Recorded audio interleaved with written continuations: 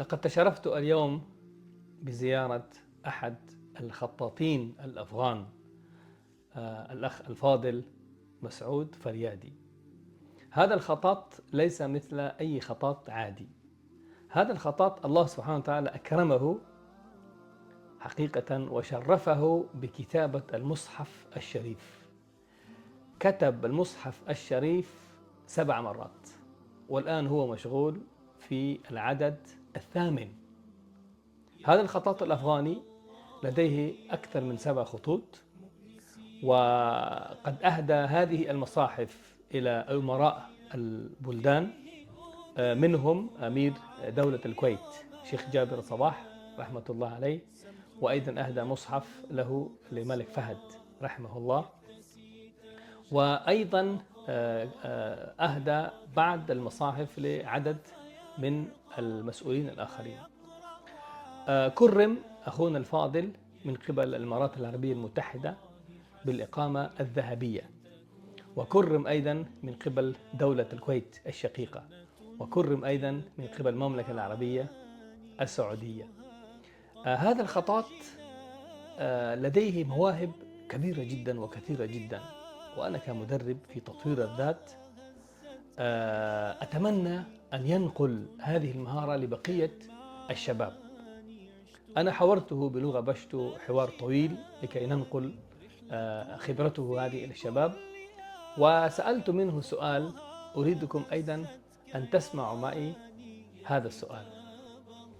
فرئيس محترم، استاسو د کار ما ولیدل ډېر خوشحاله شوم.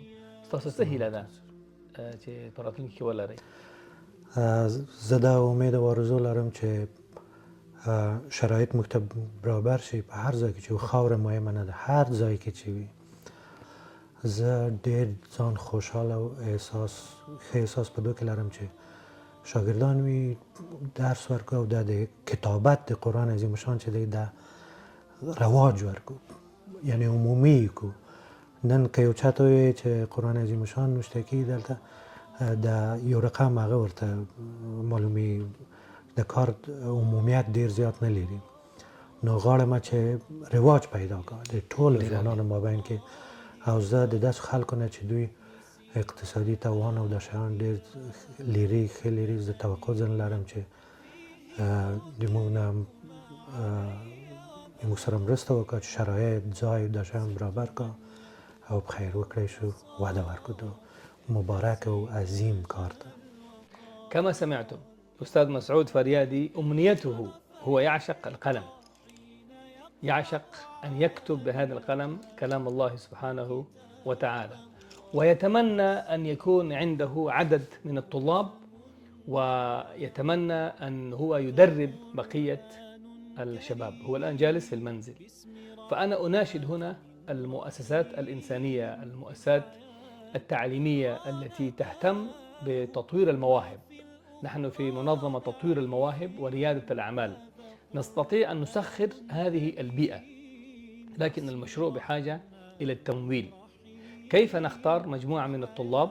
طبعا في خطاطين كثيرين موجودون، ولكن الأجمل أن الخطاط يوظف هذه المهارة في ويسخرها في كتابة هذا الكلام المجيد. ونحن في هذا الشهر الفضيل رمضان الذي أنزل فيه القرآن هدى للناس وبينات من الهدى والفرقان. نعم، فهذا الكتاب المقدس أتمنى أن نجد جهات تحتضن هذا المشروع، ونوفر بيئة لأستاذنا العزيز أستاذ مسعود لكي يدرب بقية الشباب. نعم، ذلك الكتاب لا ريب فيه. هذه رسالة أتمنى إن شاء الله أن تصل إلى المسؤولين. وشكرا لكل من ساهم، ولكل من دعم، ولكل من وقف مع أستاذنا العزيز. وأسأل الله سبحانه وتعالى أن يوفقني وإياكم، وأن يجعلني وإياكم من المقبولين في هذا الشهر الفضيل، وأحبكم بلا حدود. السلام عليكم.